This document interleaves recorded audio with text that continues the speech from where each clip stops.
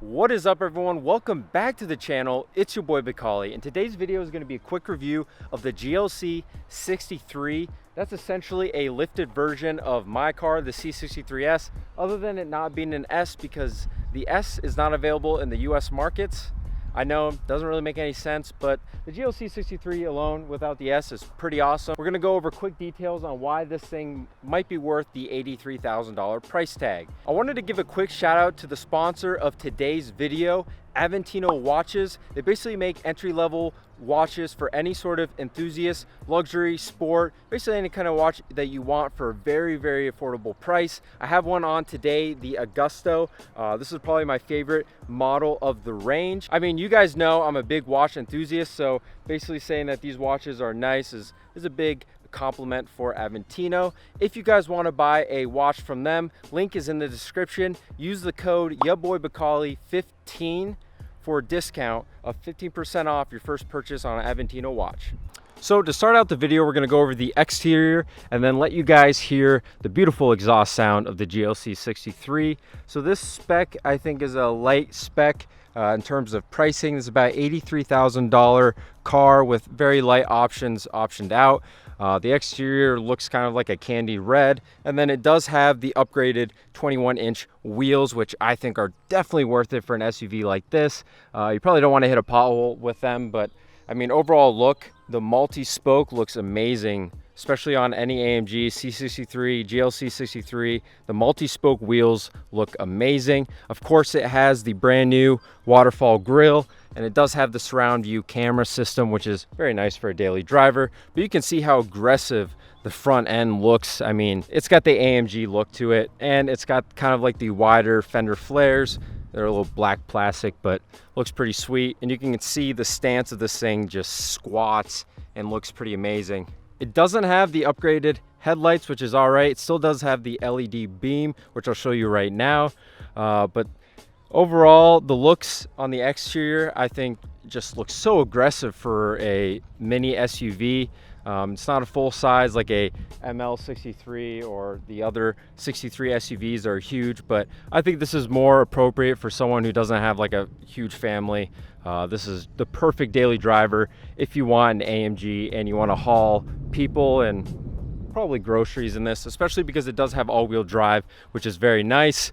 It does have the quad chrome exhaust tips. You can get that blacked out in the blackout package. This does not have it. The exhaust pipes are a lot bigger than the pre-facelift GLC63 and C63, so it's pretty nice to have bigger quad tips because, I mean, they look so aggressive. This is just a plastic diffuser, nothing special. The new rear LED lights, which I did a review on the GLC43, which you can watch up here. I basically went over those lights, and everything else is pretty much the same. This just has the bigger engine and it's much louder, which, speaking of louder, let's hear the exhaust sound on this car.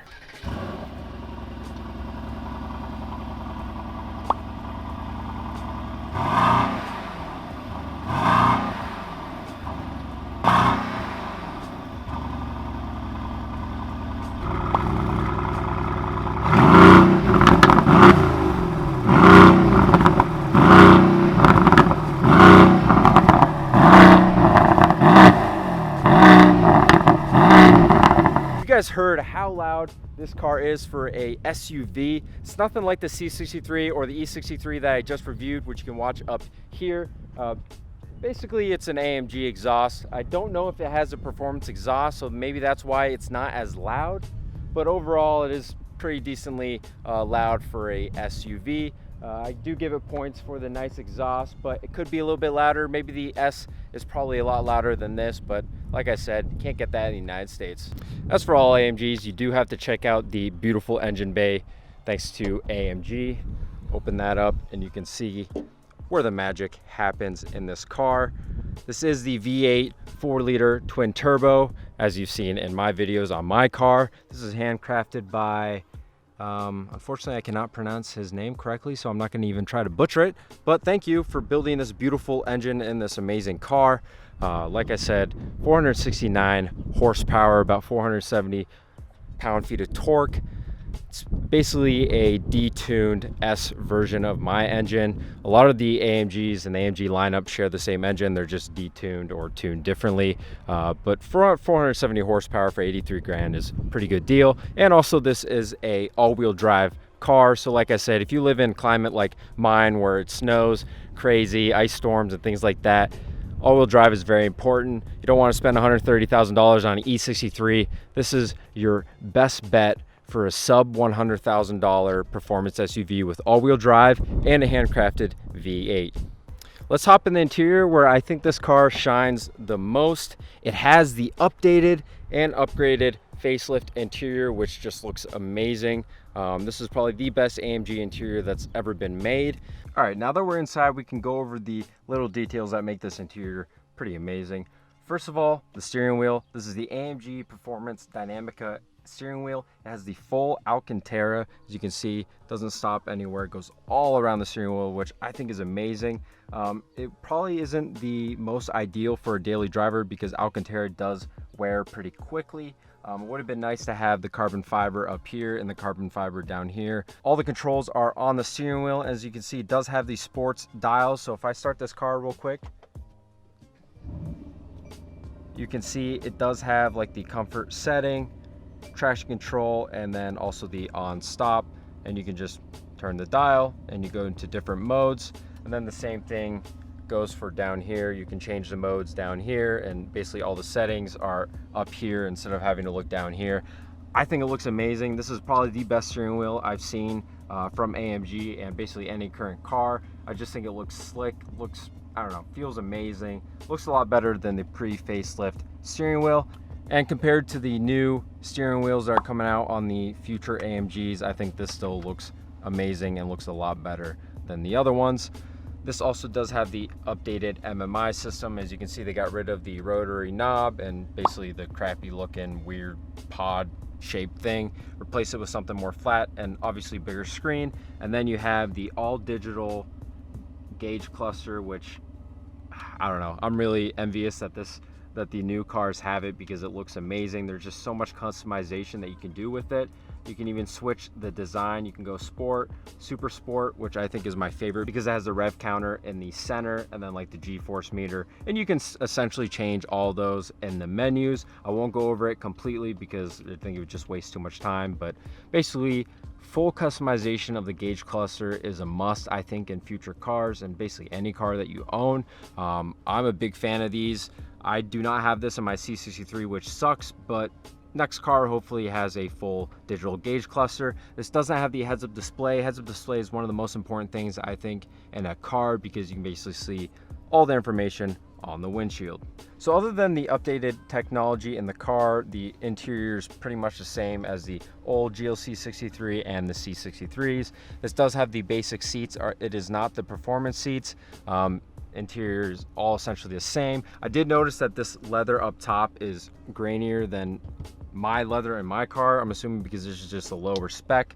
Doesn't have any other color customizations. I think you can get red accents or white accents, basically different colors, which I think looks a lot nicer than just plain black. But other than that, it's pretty much the same interior. This does have the wood. It does not have the carbon fiber, which I think you definitely need to spec this car with carbon fiber because it is a performance car. What else do you need? You don't need some stupid plastic wood. You need carbon fiber. Like I said, on the outside of the car, this does have the 360-degree parking aid, which I think is essential for a daily driver car, especially a car like this. Essentially, you click that button, or when you go into reverse, it opens up the camera. You can see the front wide. You can see the front wide, and then 360 degrees. Then you can see all angles of the car. Rear wide, 360 and rear wide. Like I said, for a daily driver, especially a car like this or my car, 360-degree parking aid is a must option to have in these cars. Overall, this interior is a lot better than my car, and like I said, the previous C63, GLC63s. The facelift does a very good job of updating and upgrading the interior, but keeping the same style all around. I definitely think it's a significant upgrade over my interior. If I could upgrade all the bits and pieces and put it into my car, I would, because the new facelifted cars do have OPF and the regulation filters from the EU. Even the American cars get these filters, and essentially what it does, it makes the engine and the exhaust a lot quieter than it would be if it didn't have the particulate filters. The 2018s, which is my car, do not have the filters, which is why my car is a lot louder than facelifted cars. Now, would I forego technology and basically an upgraded interior for an exhaust sound to be louder? Yes, I probably would, because although this is a very great interior, it's not the end of the world having a pre-facelift interior. It is nice to have upgraded tech, upgraded steering wheel and things like that, but overall, the car is essentially the same. Just if you have the money and you really don't care about spending more money, buy the updated and facelifted versions of my car, or essentially the GLC, and you'll have a really nice overall exterior and interior car. All right guys, so that pretty much wraps up the quick review of the GLC63. Sorry I'm squinting, the sun is directly in my eyes. I always pick the worst days to do videos, but we have to do videos because that's what it's like as a YouTuber.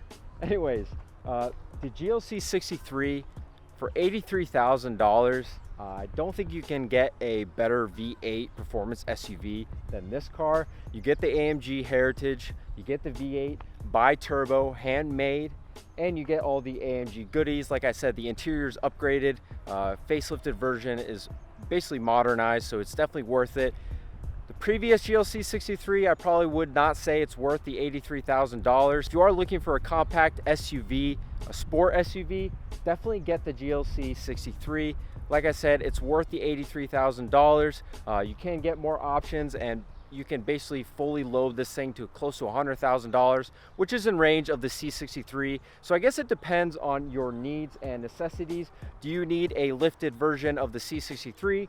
Do you need all-wheel drive? If you do need those things, definitely buy this car over the C63, and you can fully load it if you want. If you guys enjoyed this quick review of the GLC63, please give a like to this video, comment below what other cars you want me to review, and let me know if you guys enjoy these kind of reviews. And also, if you haven't already, please subscribe to the channel, and I'll see you guys on the next video.